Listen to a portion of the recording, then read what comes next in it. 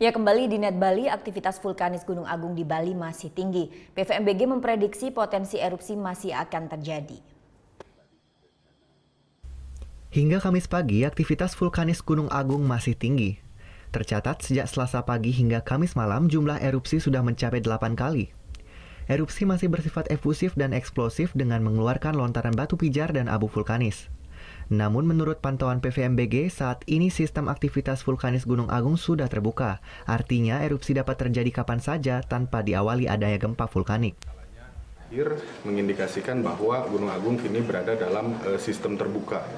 Sistem terbuka ini artinya bahwa magma bisa mudah naik ke permukaan dan terjadinya erupsi bisa diawali oleh tanda-tanda yang sangat singkat, bahkan bisa tanpa didahului oleh tanda-tanda.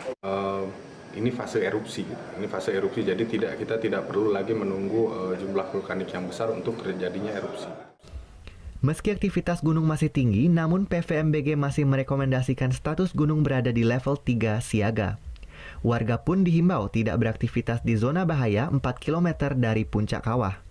Sementara hingga Kamis pagi, jumlah pengungsi bencana erupsi Gunung Agung telah mencapai 4.540 jiwa yang tersebar di 43 titik pengungsian di Kabupaten Karangasem dan Gianyar. Kadek Martana melaporkan untuk Net. Oh, yang beneran. Iya, oke. Tapi gue pernah.